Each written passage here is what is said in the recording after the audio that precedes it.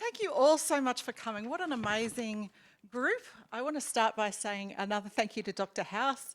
What a fabulous person. She has been such a leader in the Canberra community for as long as I've lived in Canberra and been here, which is nearly 30 years since I came to be a student at ANU. She's an amazing person and we're very grateful that she could come. And also a wonderful thank you to Michelle. I just want to say, well, we've got the Chancellor here, what a jewel in the crown Jewel is. It's filled such a huge gap in gender research, in reform, in the way you nurture young talent. You're really amazing, Michelle. So we're very, very grateful for what you're doing here. And we all, even people at rival universities, tip our hat to you. But of course, I'm a research associate at Jules, so I have no problem with that. So, look, I can see many people here who represent Australia overseas or have. I've seen people who've led NGOs. I see lots of academics who've shared the joy that I share now of having PhD students who turn their theses into brilliant books. So I'm very, very grateful to be able to introduce you to our excellent panel. So you all know, of course, the Chancellor, the Honourable Julie Bishop, who was, of course, as we've heard, the only Foreign Minister that mattered until Maurice Payne and Penny Wong, of course, and also was the first female Deputy Leader of the Liberal Party, which is no small achievement. And for me, I am always going to think about the Chancellor's achievement in her term, her interventions in the UN Security Council, and Australia was on the Security Council. I've been lucky enough to teach at the Diplomatic Academy, and we teach the Chancellor's interventions as a masterclass in negotiation and in interventions in terms of normative and legal clarity. There's none better. So she's had a huge impact on Australian tradecraft in lots of different ways. We work with the Indian Ocean Rim Association, with MICTA, and your style, which is really important. I used to talk a lot about, yes, Julie Bishop talks about Australian fashion because it's a huge industry and it's really important. And may I say, these two serve the looks. I love it. I'm wearing my own business sequin just to try and keep up. So these two women are both trailblazers because the thing I like most about our wonderful leader here and the Chancellor was that she created the New Colombo Plan. It is an extraordinary achievement, and Elise was one of the first New Colombo Plan scholars and has translated that experience into a life-changing career. So they're both trailblazers. They both represent, I think, what's the best of ANU as well. I'm a proud ANU alumni, PhD student here, and they both represent that extraordinary sense of spirit of reform and change and contribution to knowledge. So let me introduce you to our fabulous author. Dr. Elise Stephenson is the Deputy Director of Jewel, and she is an affiliate of the National Security College and still of the Griffith Asia Institute. As a 2022 Fulbright Scholar, Dr. Stephenson is a multi-award winning researcher, and I do mean multi-award winning, you should have a look at her website, who focuses on gender inequality at the frontiers of policy, whether that be space, and I love her work on space, climate action, and also in diplomacy. So this book represents 30 years of longitudinal research across diplomacy, defence, national security, policing and intelligence, which has culminated in this amazing book. It's based on hundreds of interviews, and it was awarded the 2024 Bertha Lutz Prize from the ISA for the best public writing on women in diplomacy. May I introduce Dr. Elise Stephenson and the Honourable Chancellor. So let's crack on so we get a chance for you to ask some questions. We're going to have some conversation, and there's some roving microphone for at the end. And I'm so sorry, you can't buy the book tonight, but you can order it online. So get into that while you're listening. So Elise, let's start with what the book is about. Tell us about the themes that you explored and the main findings. Yeah, thanks so much, Sue. And actually, I might even come back to the New Colombo Plan because this book in some ways started in my journey there where I was in Hong Kong and I was doing research on Australia and Asia Pacific and basically who were the women who were leading and representing our region. What I saw was, there were definitely women there, and in fact there have been women in our international affairs right from the start, from you know, all of our First Nations history right up until this modern day. And what I kind of found was that, you know, we had Julie Bishop here at home, we had Angela Merkel in Germany, we had a few leaders who were really out there blazing a trail and really pioneering leadership in this domain. But I really wanted to know, well, who gets to represent the nation, and why can I pick 2 or 3 women off the top of my head so clearly, but I have really just such a lack of understanding of women's pathways, their experiences, as well as some of the gendered challenges that continue to exist. So I think this research, I took an approach. I didn't want to just study one institution or agency, but I wanted to look at, you know, whether it be across diplomacy or defence or national security, really who gets to represent the nation, what are their pathways here, and what do we learn? And I think what we have learned is that Australia in many ways is a global leader. The statistics are pretty clear. You know, if we take a look at diplomacy, for instance, currently around 58% of our diplomats are women. If you look at defence, you know, it's maybe hovering more around the 20% in the ADF. But we have a varying range, which is mostly much better than anywhere else in the world. Well, why? When we have a look into it a little bit deeper though, we're pretty clear on the idea that actually representation does not equal equality.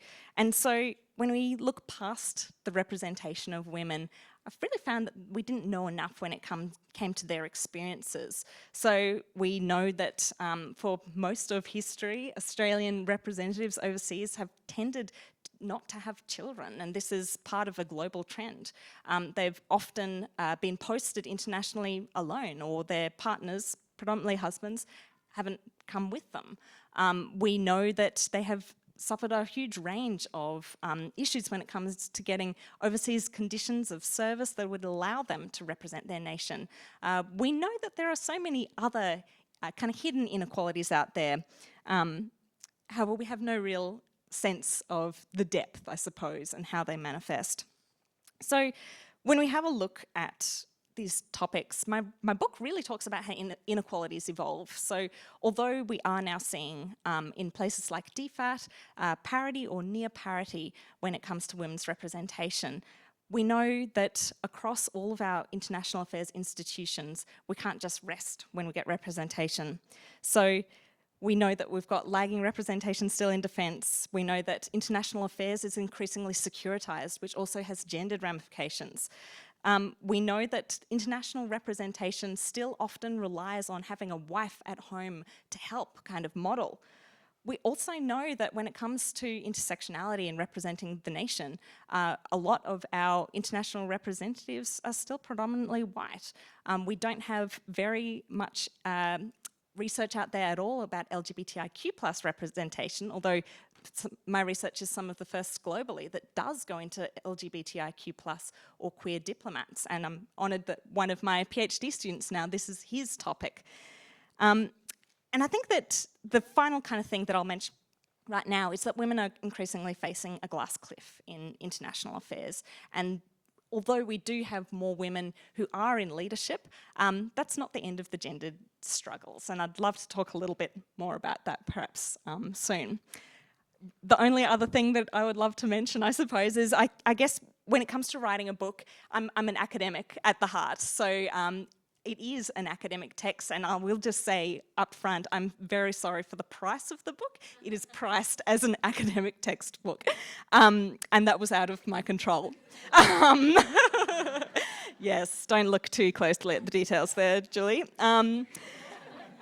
But what I will say is that I wrote it not for academics only in mind. I hoped it would have a general readership. I hope that if you're a practitioner, or if you are someone engaged or passionate, or even just curious about who gets chosen to represent us as Australians overseas, then I hope that this is something that you can find accessible. In fact, I know there is at least one person, other than Sue, who has read my book cover to cover, and that's my 94-year-old grandfather. And now if he can read about queer, feminist, international affairs theory, then I think that anyone can. And so I hope I've struck the balance right for that. grandfather is quite special. Chancellor, you feature as one of the interviewees in the book. It's a real highlight of the book. And you were interviewed just before your last week in Parliament, which I know was a very tumultuous time. What's your take on some of the gendered challenges we see on international affairs, and what have you seen change over your time when you were Foreign Minister and subsequently? So do you mind if I make a couple of points first with my Chancellor hat on? I welcome you all here this evening, and I acknowledge and celebrate the traditional owners on whose lands we meet tonight, the Ngambri Ngunnawal people, and pay respects to elders past and present, and thank Dr. Auntie Matilda House for her welcome to country. Secondly, I think it is most timely that we have this discussion this evening, the day after one of our most distinguished alumna, Sam Mostyn, has just been appointed the Governor-General of this country. I could not be more delighted for Sam and for our nation that such a trailblazer in so many areas of Australian society and an ANU alum. She graduated with Bachelor of Arts in, I think, about 1984 and a Bachelor of Laws in about 86, and received an honorary doctorate in 2018. Should now be the head of state, or the representative of the head of state, literally, but our head of state. And I think that that's a wonderful testament to the theories that you are putting forward. And also congratulate Elise on this book. It is a full circle for me, because the New Colombo Plan was, I think, a groundbreaking exercise in soft power diplomacy. Elise was one of the first students in 2014 to undergo the pilot program, and she also interviewed me for this book before I left Parliament, just before I left Parliament, and here we are tonight. So congratulations to Elise as well. Now, back to your question. Right. I remember saying to you during that interview, and I've often observed, that no nation can reach its full potential unless and until it fully engages with and harnesses and embraces the skills and talents and ideas and perspectives of all its citizens, including the 50 or often 51% that are female. And I would say that often in nations where female representation was still a novelty. Interestingly, UN Women reported in January of this year that of the 200 or more nations around the world, there are 15 female heads of state, soon to be 16, and 16 female heads of government. So on that basis, at that rate of progress, it will be another 130 years before we reach anything nearing gender parity, gender equality in terms of the senior leadership of nations around the world. That is obviously unacceptable, and governments can change this. In democracies, populations can demand better representation, more appropriate diverse representation, and in autocracies and authoritarian regimes, I have no answers for that. But governments that are democracies, that are represented by their publics, can make a difference to who is appointed either as head of state or senior leadership positions. What have I seen change? Look, there were incremental improvements in my time as Foreign Minister in terms of the number of women who were taking up leadership roles. But then for every step forward, there were about 6 steps back. And the classic example, I'm sad to say, is Afghanistan.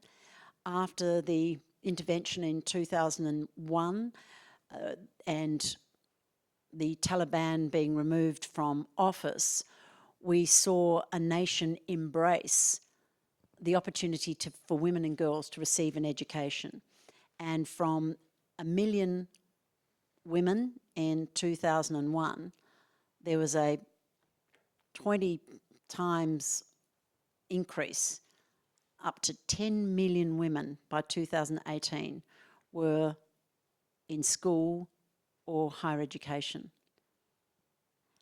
And then in 2021 on the withdrawal from Afghanistan and the Taliban coming back into power, they have banned girls going any further than primary school education. No women or girls can undertake secondary school education, let alone higher education in Afghanistan. So we make progress and then we fall back. But the important thing is we never stop trying to gain a level of gender equality. And it's not just gender equality. The point you make about diversity is so important. I can come back to this later. But gender diversity is an obvious one, but there are so many levels of diversity that we need to embrace in the senior leadership roles in nations around the world. Thank you.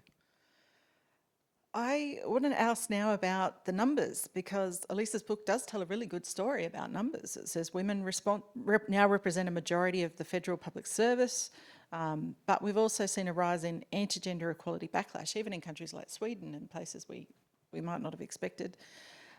Both trends indicate that the gendered nature of international affairs is changing. So for both of you, why is gender equality and equality in representation so important in international affairs? And why does it continue to matter even after achieving numeric equality? So I might start with you, Elise. Yeah, well, I think Julie partly answered this in talking about representation, right? For democracies, this is a core tenet of our, our being, really. We have to go back to what are the values of Australia and how would you actually represent that nation? So we talk a lot about representativeness in a political sense often. However, in government service more broadly, that is critical. In foreign affairs, where you are literally, negotiating on behalf of the nation, ensuring that all voices are a part of that and that have that opportunity to decide what's in the national interest, what is state sovereignty, what is something like security. These are really big concepts that often, most of the population have been excluded from. So I think that's kind of the moral reason. But I'm also going to tie that in, it's also government mandate and policy. So we're at a time at which Australian federal government has got really clear mandates. And of course, when Julie Bishop was in power, introductions such as the Women in Leadership strategy in the Department of Foreign Affairs and Trade was a really key element of that. And we know that policies work and that has been a largely effective policy. So we've got policy, so it's mandate. But secondly, I'd add that there are strategic reasons, and we know that gender representation in international affairs is correlated with everything from lower levels of interstate violence to higher levels of collaboration and consensus, better ability to negotiate with our core international partners. It's also about legitimacy. Does Australia have legitimacy to represent their people, its people, and its interests on an international stage? And for domestic constituents, I know Sue has written a lot about this, but there's something about being able to represent the constituents that also gives, governments a little bit more credibility in their own stakeholders. So I think that's really critical. And if we have a look at some of the global research, we have fantastic researchers such as Professor Valerie Hudson and others who have done an enormous amount of work tying kind of women's representation, their participation, and kind of a gender lens in foreign affairs, tied to lots of different outcomes. So, for instance, we know that states that have higher levels of domestic violence are also more likely to use that same violence at an interstate level. So gender equality is fundamental to foreign policy. It's not just about the representatives in the room, it's also about the types of foreign policy that we actually go out there and prosecute. I absolutely agree, and I firmly believe that decision-making forums, any decision-making forum, whether it be the United Nations Security Council, the National Cabinet, a boardroom, a university council, the family dining table, any decision-making forum that has a diversity of views around that table, including gender diversity, brings different perspectives and skills and insights and life experiences. And that means better discussions and better discourse and better debates and better outcomes. And I have seen it time and time again. And there are very different leadership traits of men and women. Now, I'm not generalising, I'm not stereotyping, I'm not saying all men have these leadership characteristics and all women have these, but there are feminine and masculine leadership styles. And you need a combination of both. Women tend to be more empathetic, more focused on the individual, building people's confidence and skills from the ground up. The masculine leader tends to set a standard for the team and hold the team to account top down. It's a very different leadership style, and I've seen it all over the world. But you need a diversity of styles to get the best outcomes. The other point about having women involved in international affairs, and we can come back to the Department of Foreign Affairs and Trade and your representation, but we know that women can be disproportionately affected, women and girls are disproportionately affected in times of crises and conflict and the like. They're even disproportionately affected by climate change. So when women are part of the discussion on how we're going to resolve this crisis, conflict, whatever it is, you get a better outcome. When women are excluded, there is a fundamental part of it missing.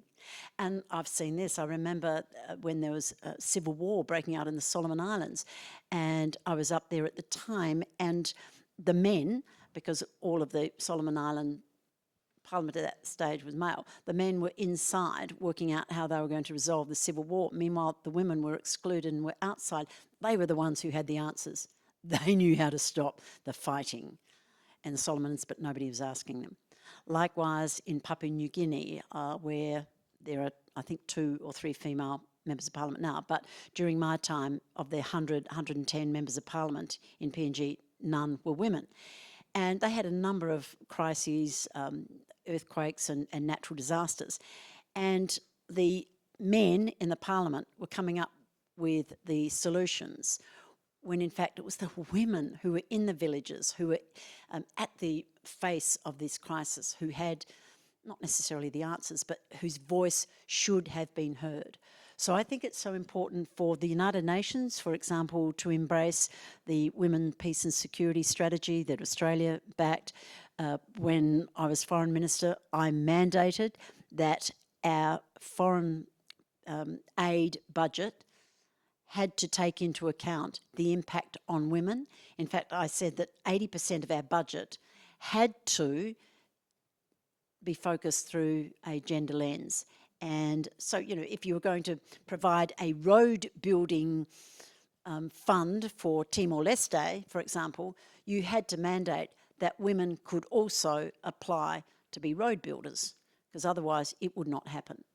And our mandating of our foreign aid budget in that way is still considered an exemplar in the UN. My darling friend Natasha Stott-Despoja told me that it's still spoken about in the UN as an example of how you can make a real difference on the ground if you enforce, in a way, if you draw people's attentions to the benefits, social, moral, political, you name it, economic, of having women in the room. And I think that's such an important legacy for Australian foreign policy in that regard. You've got to have women at the table, women in the room. And I think the fact that you did mandate policy, though, was a critical lever, because we know from analysis, I mean, even, so, you know, I studied Australian Border Force, Defence, you know, all across the national intelligence community. So certainly not only DFAT, but DFAT was one of the agencies that I looked at. And in tracking data, you know, on gender and representation across 40 years, so from the 80s onwards, you could kind of see, yeah, women were increasing, but not a huge amount. And actually, whilst women were increasing in overall representation, and they were also increasing in leadership, the gap between the two was not actually closing. So we would get 50% of women in senior leadership only if we had about 80% of women overall in the department. And that's not what we want either. Like, that is also not equality. And so it was on the introduction of the Women in Leadership strategy in 2015 that you actually see that gap start to close. So we know policies work. We know that having mandates like the 80% of foreign aid spending is critical. If you don't have it, it doesn't get done. It's still something Peter Varghese talks about all the time, that he's very proud of. You also introduced the first ambassador for women and girls, Penny Williams, and then Natasha, That's right. Jarman, and now Stephanie Copus-Campbell. It's a really important innovation in Australian diplomacy. So let's move to the types of issues that Dr. House was talking about. The fragmentation of international relationships. Now I know we've got some DFAT folk here. Give me a little indication. I know I could see a lot of DFAT grads here that I've trained. Yep, they're all, it's good. We got DFAT in the house. So we know it's a complicated time, right? Life is not fun at the moment for our diplomats. It's a really fragmented and difficult time. And Dr. House was talking about the challenge of climate change as one example, but there's also, some really serious issues like cybercrime and contestation around space, as well as some active conflicts that are really high stakes conflicts and geostrategic competition, all sorts of things going on. So how do these issues affect the gender dynamics in terms of international affairs, in terms of these representation issues? Yeah, well, I'm happy to chat about this first. I suppose one of the big things, you might have heard of it before, but they often call things like climate change a threat multiplier for gender inequality. It just means that all of the inequalities that we're currently seeing across the world and the ways that they're playing out, it's just going to get even harder. So we're looking at I suppose areas like climate change are often, we're getting a growing sense of data and what this means on the ground. So whether it's women and girls being more affected by disasters or being much more insecure when it comes to things like shelter, collecting water and so on. So that complicates then the types of, foreign policy and aid that we are kind of have to deliver. But climate isn't the only one, and a lot of the research that I've been doing right now has been on not just climate, but looking at areas like artificial intelligence as well as space. And I might jump quickly to kind of why those topics, because I also see them as threat multipliers for gender inequality and a real opportunity for our international affairs to get much more sophisticated.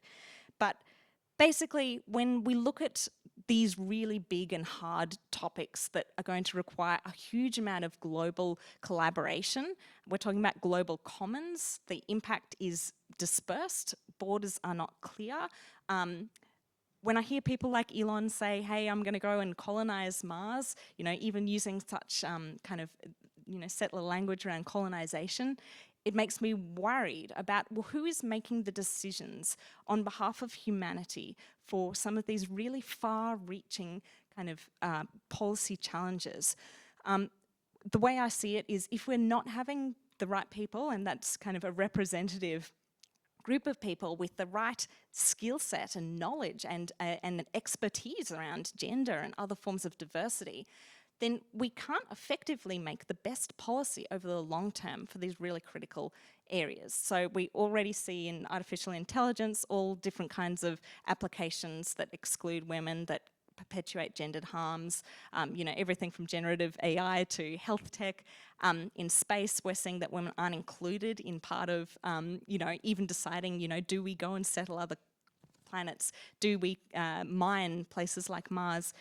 For me, I think that I care about people now, but I'm also caring about the long term. So because we have these really big, tricky issues that are going to require, I guess, a rapid acceleration of expertise and people in the room, we also need to ensure that that's really representative and skilled. But the second thing that I'd just like to mention also is that, the kind of trend that I see, and Julie Bishop, you've really been at the forefront of this, is, well-honed and crafted foreign policy that can be quite adaptive to some of these, rising geostrategic threats and emergencies. But that can all be thrown out the window when a mostly male megalomaniac comes into the picture. And, I suppose I've got a bit of academic freedom to call them megalomaniacs. But, I think, we could all name a few across the globe who do throw our foreign policy out the window. And what are kind of some of the I don't know, the strategies or things that we have in place to deal with that, because it is very gendered, that type of power that we're seeing at that level. And I don't think that we've fully grasped with the ramifications of that. So effects are huge, basically, and I wish we had more amazing women and gender diverse folk in the room to be doing some of this work. The types of issues that you alluded to and that Elise has referred to are increasingly complex. This is one very complicated world in which we live, and it's very difficult to identify the impact of each challenge on the progress towards gender equality. They all have an impact, but it's hard to say which has more or less. But just to name a few, you talked about climate change. It really came home to me when I was visiting the Pacific that the women were in fact in charge of the small scale agriculture, and they were the ones who were having to battle the impact of climate change. They were the ones who ran the market stalls and sold the produce, and climate change was having a massive impact on them. And it's not often recognised, and they certainly weren't in the room discussing climate change policies. But we are experiencing a number of what I call global megatrends. These are trends that have the capacity to completely disrupt the socio-economic norms and reshape international affairs. For example, technology and the disruptive technologies such as AI. There's a report done annually by the World Economic Forum, The Future of Jobs, and they look at the impact of technology on jobs. And yeah, the good news is, of course, there will be technology-oriented new jobs and everybody's going to be retrained and life's going to be fabulous. But there are many jobs that will be lost to AI, and you start reading it between, well, it's not even between the lines, and they are jobs that women often occupy. Call centres, for example. Call centres are the lifeblood for a number of women, particularly in developing countries. Well, they'll all be gone with AI. So, you know, these challenges are there. The great power competition that we're seeing between the US and China, but that kind of tension is challenging for all leaders, but it can have an impact on women and girls because of the disruption that will occur. The anti-globalisation and the rise of populism and the like. Women have benefited enormously from the positive sides of globalisation, you know, economies of scale and open markets and these opportunities that globalisation brings. Well, there's that backlash. The rise of the populist leader, well, you called them megalomaniacs. I'll go along with that. I've recently, no, it was last year, I was going to say recently, I had the honour of hosting President Obama on a speaking tour of Australia, and he famously said in response to one of my questions about the level of conflict, you know, President Putin in Ukraine and the sabre rattling coming from President Xi Jinping, and President Obama said, well, you know, Julie, I think if we had, for just 2 years, women ruling the world, we'd get the globe back on track. And I said, President Obama, it wouldn't take us 2 years. Give us 6 months. Anyway, I was being glib, but maybe I wasn't. And the other point I was going to make, yes, about these trends, these huge global trends, is that they're often used, I think, as an excuse to entrench these views against gender equality because, hey, we're facing existential threats. We haven't got time to worry about gender equality. Like, you know, we've got too many big things on our plate. So often these entrenched attitudes can be excused because, hey, we're worrying about whether North Korea is going to blow us up. We haven't got time to worry about gender equality, when in actual fact it's all part of the solution to some of these global challenges. I agree with that. My wonderful PhD supervisor, Hilary Charlesworth, who is a ANU person, she always says that international relations is a discipline of crisis that allows you to bury anything uncomfortable, like discussions about diversity and representation. Yeah. So coming to of course, Michelle Ryan is very famous everywhere for talking about the glass cliff, and we have a sort of a focus on what does that look like for diplomacy, for diplomatic actors or foreign actors Australians representing us. So what's your take on the diplomatic glass cliff, Elise? Yeah, so this is something I talk about a bit in the book, and if you go into the book, you'll find lots of interesting kind of insights like this. But you might have read more broadly of the glass cliff, and I wish I could hand to Michelle to actually give you a really, really good and succinct blurb. But the essence is, when women kind of finally make it to leadership, they're often appointed in times of great precarity or risk or insecurity, right? So kind of set up to fail.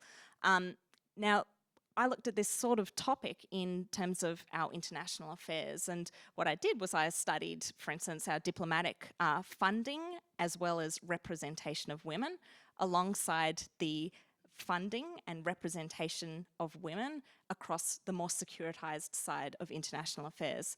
And what I found was that, in essence, women were gaining parity or near parity in diplomacy right at the point in time in history where Australian funding for diplomacy has been at one of its lowest points. And this is something that the Lowy Institute has studied over about 4 decades, found that Australia has a decreasing international footprint. We have far less diplomats out there across the world, but also in a far smaller geographic coverage. Alongside that, we think about diplomacy as our first line of defence, but when we see this kind of underfunding and under-resourcing, so there's a lot of kind of, issues there, I suppose.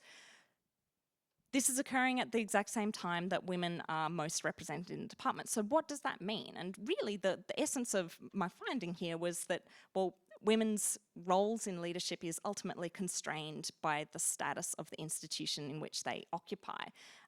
For Australia, I think it is worrying because we have an increasingly militarised and securitized approach to international affairs. So right when I started doing this research, we had the creation of the Australian Border Force, kind of super portfolio, which merged immigration, customs and border protection all in one. They got a huge boost of funding. Defence also got a nice boost of funding relative to diplomacy, which was still on a trajectory, downwards trajectory at that time. So the questions that I raise and ask is, well, our securitized and militarized kind of part of international affairs, that is where we have the least representation of women.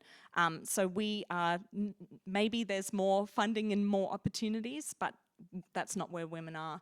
I also found that a lot of kind of men were following the money into kind of the securitized parts of international affairs, which also has an impact on our kind of gender balance and I guess the power in international affairs. So this is in essence, but Julie, I'd be interested in your take because you've lived through this, right? You've brought back some very painful memories. Okay, I'm so sorry. Yes, governments can make a significant difference here from all of the perspectives you've identified.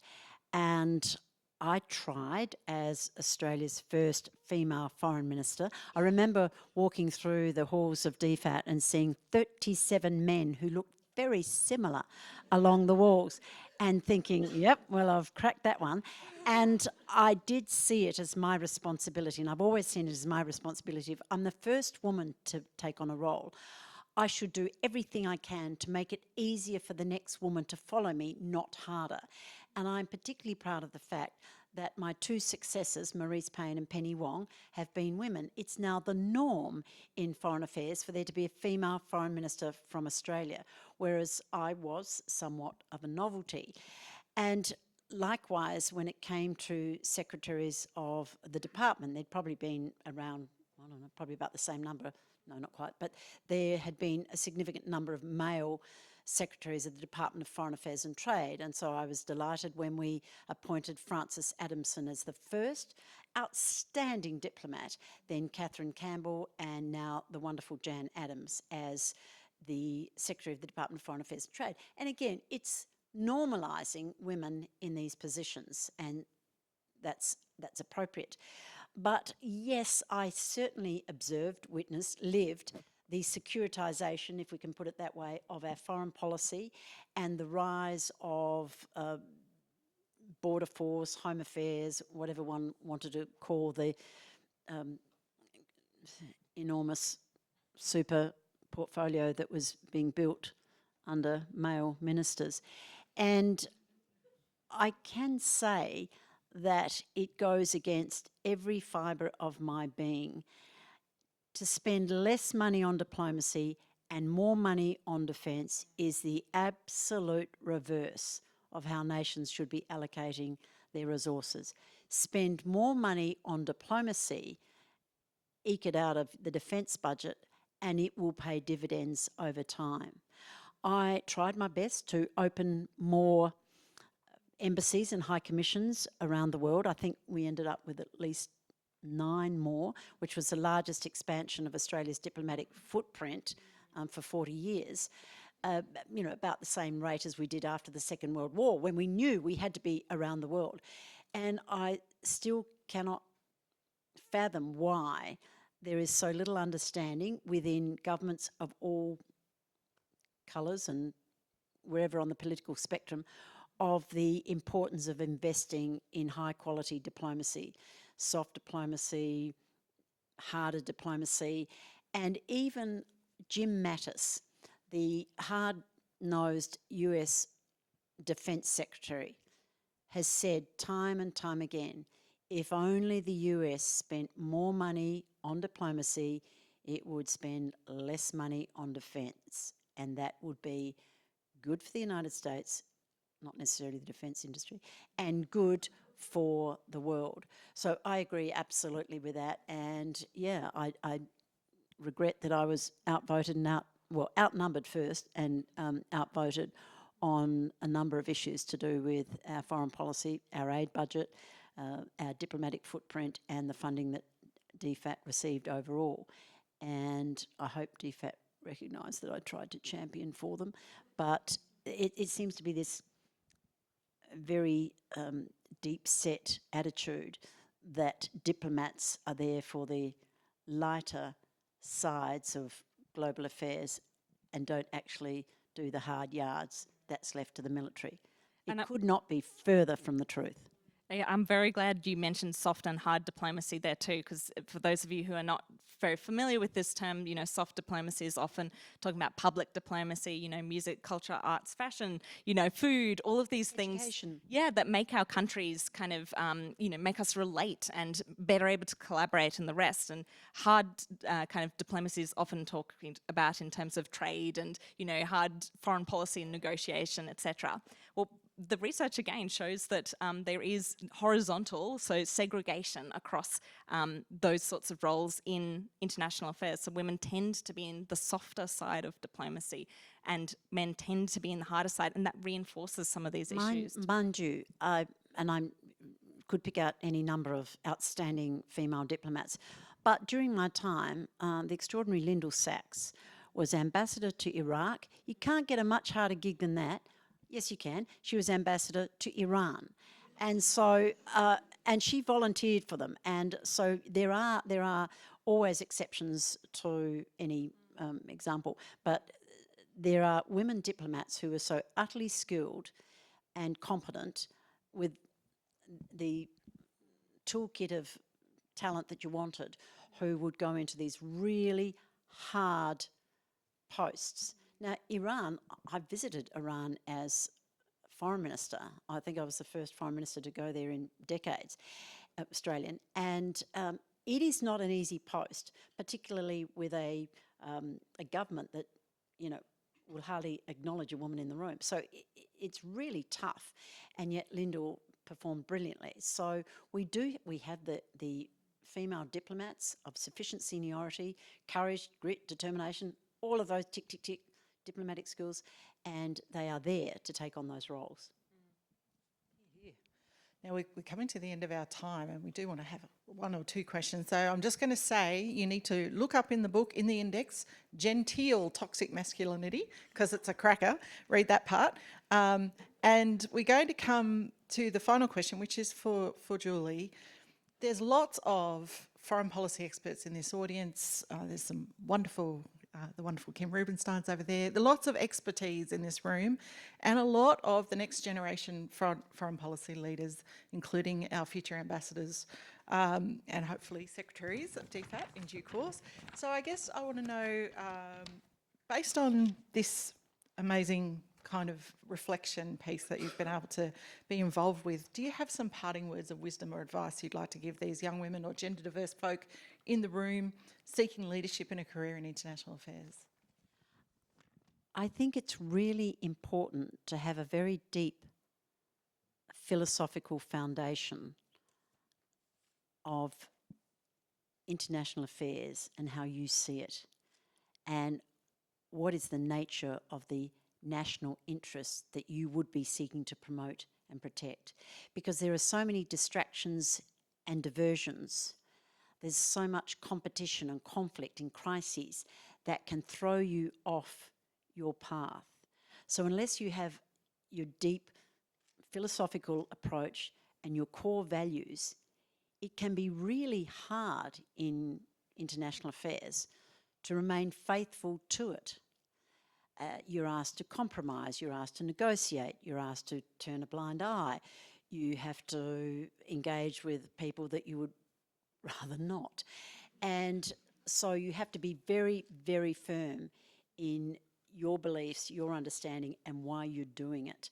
And I think that that most certainly was something that I tried to do.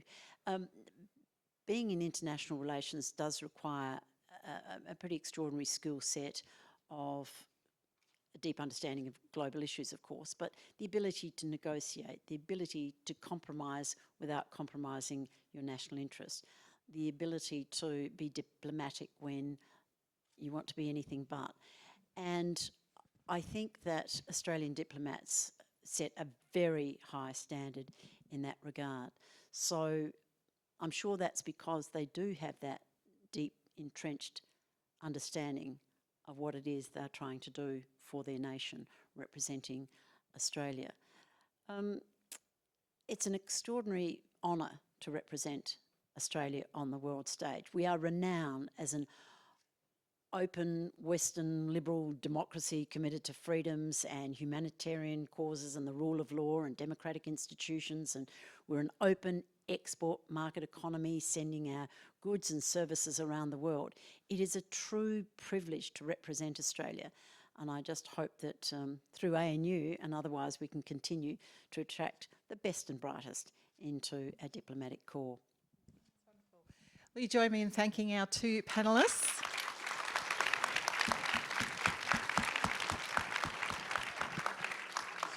I think, if you don't mind, have we got time for one question? Two questions? Yes, excellent.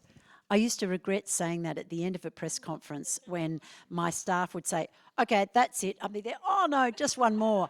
And it would be that just one more that would almost undo me. Yes. Professor Rubenstein. Kim Rubenstein, thank you so much. What a wonderful discussion, and I can't wait to read the book, Elise. We're talking about power and the nature of representation, and it's all been discussed in a singular fashion, the individuals. But we know that when people exercise power, they're doing it with the support of others. I'm doing a lot of work on job sharing in positions of leadership. I'm keen to know, Elise, whether in your interviews you met any groups of people who identified as job sharers in those roles. And I'd be also keen, in light of your discussion, Chancellor, about AI and the change in the workplace and how there are going to be less jobs, how much you think the possibility of having a job sharing foreign minister in the future could work. Excellent question, and I can answer straight away. No, there was no one who I interviewed who did job sharing, and in fact, many times the overseas conditions of service, which is kind of the manual which goes with government employees when they post on behalf of the nation, will actually prohibit kind of any type of flexible or part-time work arrangements. It does depend on the agency, and certainly things might have been updated since I published this, but that often isn't just possible at all. Having said that, it's a really good thing to explore, because there were many, defence commanders or AFP commanders or ambassadors who I would interview, who would be the only person or the highest person representing Australia in their country. They would be there with, 1 to 3 little children following along, and maybe their partner, mostly husband, had decided to stay at home because it was better for their career. Things like that meant that they would rely on family networks. So a best friend, a mother, someone in their wider network to come along and do a lot of that work that, we know that, and I think it's in the book too, international affairs, it requires multiple people. It's not just the role of an individual. You're actually relying on often an individual and their spouse firstly, but it could be other social networks. And so it really highlights an opportunity for something like this to be considered. Good luck. It does raise a number of really interesting points, Kim. Thank you for that. And of course, one of the barriers to having your spouse partner is the fact that they often can't get work in the country that they have been, where they're being hosted. And if the male partner is used to being a breadwinner and they have to go to garden parties as the spouse, they tend to stay home.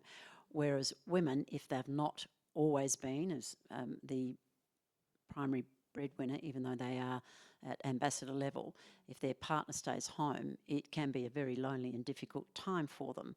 And I've met many male partners of female ambassadors, and you get pretty mixed responses as to whether they're feeling satisfied with the challenges that their wife's post brings them.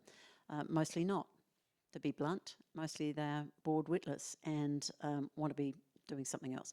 So it's a challenging thing, but there's nothing you can do about it because you are being hosted by another country who says no, spouses aren't allowed to work. The job sharing idea, what about that? Now, I'm sure Penny Wong would love to job share because the requirements of being a foreign minister from Australia are extraordinary. And when you leave Australia and it takes you 17 hours from Perth to London, when everybody else turns up at a conference because they left that morning, it really adds just another element. We are one of the farthest diplomatic posts from the diplomatic centres, whether it be Geneva, London, New York, and the travel is phenomenally challenging. The workload is, I believe, unsurpassed except for the Prime Minister, and I challenge any minister to tell me otherwise. So if there were a portfolio that had more work than one person can humanly do, it is foreign affairs. And I was also the deputy of the party, so I'd fly back from somewhere after being away for God knows how long and go straight into question time and then straight off somewhere to be deputy for the Prime Minister across the country. And 5 years was, felt like 125 years. So I think that it's an interesting concept. Your other point about AI, there are clearly going to be opportunities for women in the new disrupted technological world. There are clearly going to be opportunities, but we should never lose sight of the fact that women could well be disproportionately affected. But I'm going to tell Penny that you've raised the job sharing idea. There'll be no shortage of people trying to be foreign minister, I can tell you. There's no shortage, so she might just put up the gate. But otherwise, why not? Flexible workplace arrangements are expected elsewhere in the country. Why not in the forum that legislates for everybody else's workplace? Why not in the National Parliament? Love it. That's awesome. All right, one last question. Have we got time for? Oh, there's one right there. Hi there, my name is Jodie. Disappointingly, I read an article in The Australian a couple of days ago that mentioned that our new Governor-General had been elected based on the fact she was a woman. Sort of sentiments like that, I guess. And that came from the Murdoch press? What? Yes, but I suppose that sentiment is not unheard of, that women in international positions of leadership aren't as good as their male counterparts.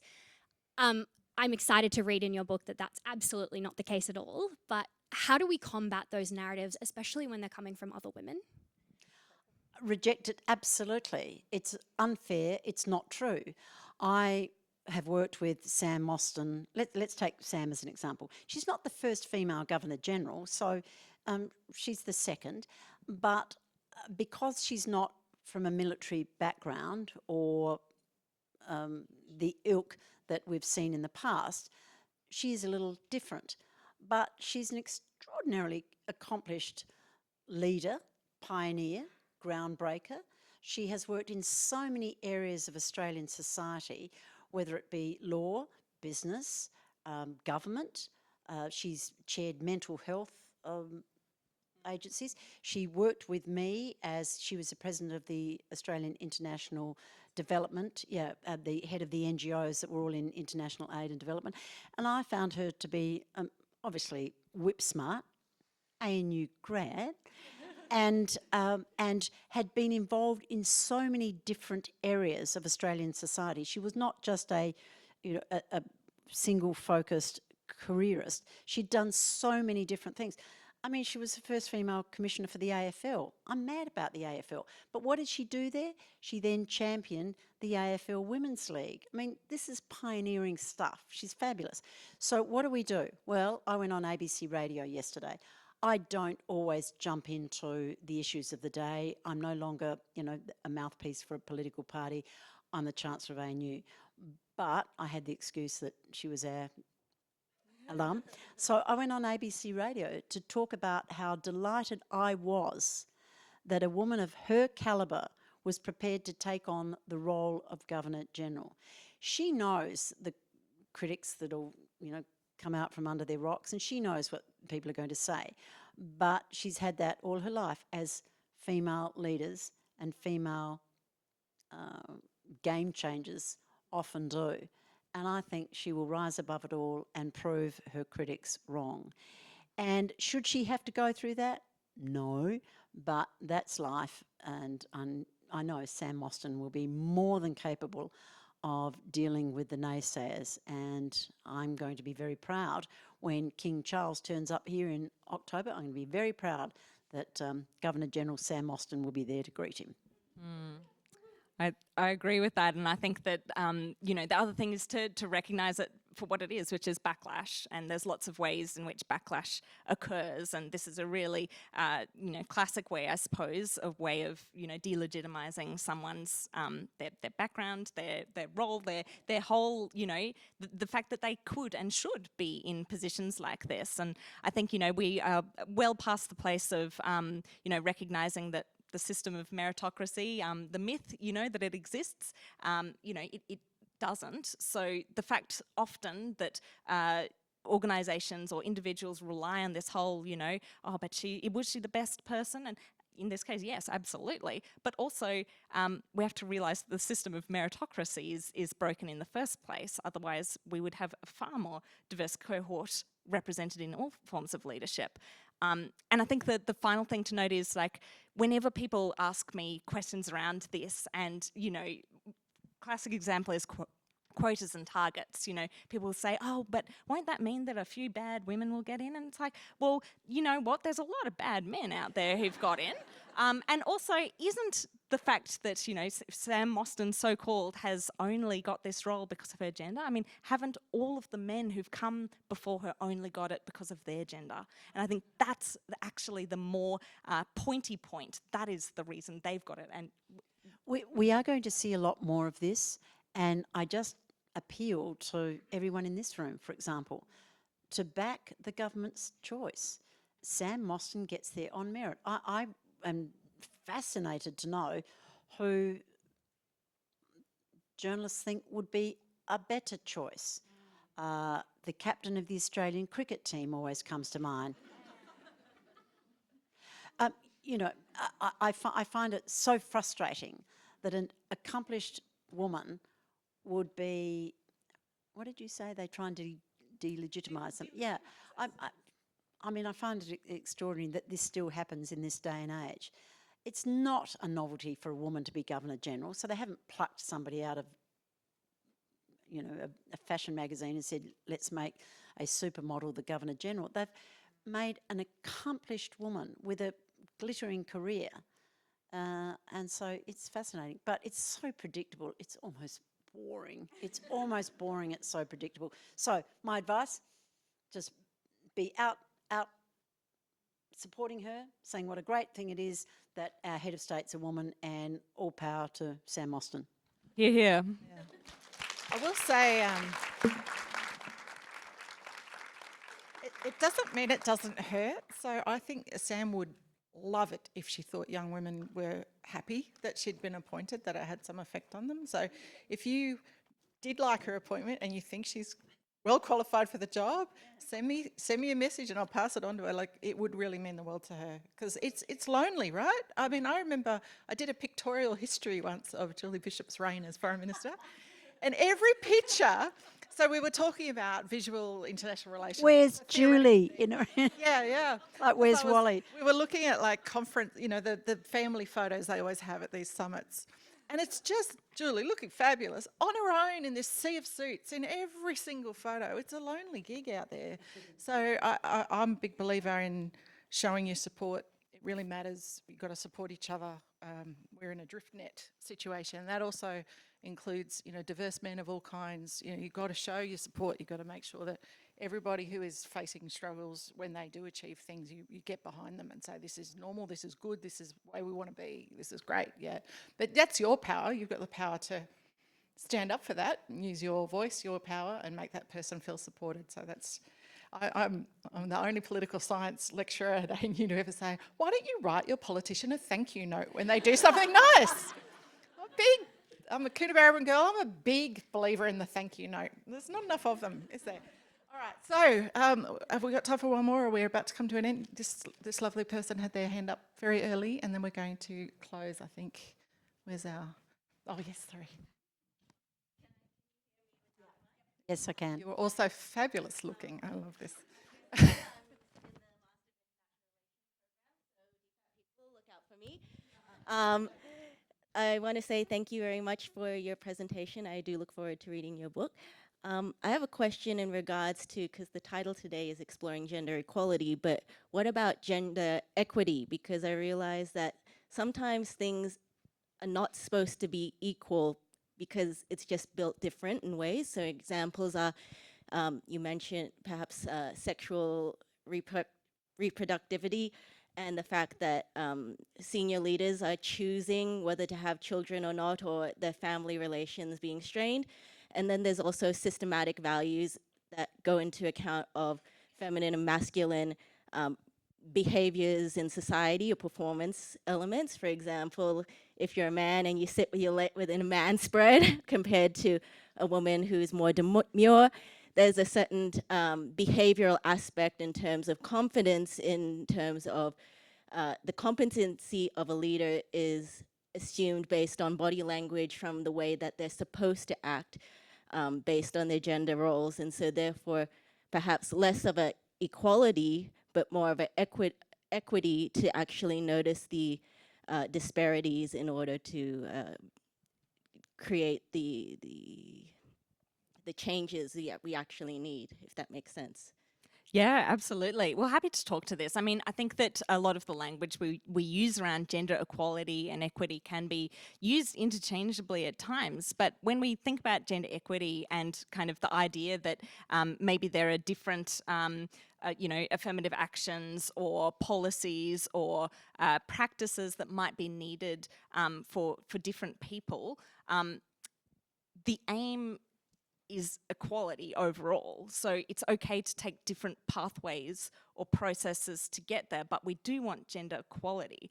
The tricky thing about language is that if we were being strictly correct, we've got to break beyond the binary also. So we're not just talking about men and women, which you can talk about equality and kind of 50-50 parity and all of those things.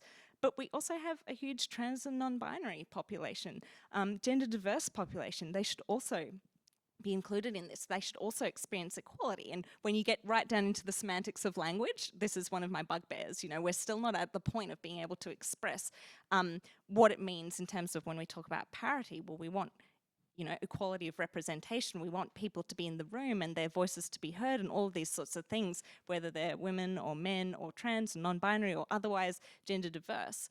But sometimes our language isn't so sophisticated. So certainly my book talks a lot to the acknowledgement that it is really important that, if we are taking a fully intersectional view of gender, of representation, and of some of the policies and practices we need to enact, it is recognising that at times there will be needed, we might need things like quotas, or we might need, different kind of tailored supports, and that is okay, but I think we are trying to get to a point of equality, and so this is some of the language that we often use. I don't know, Julie, if you have anything different you'd like to add to that?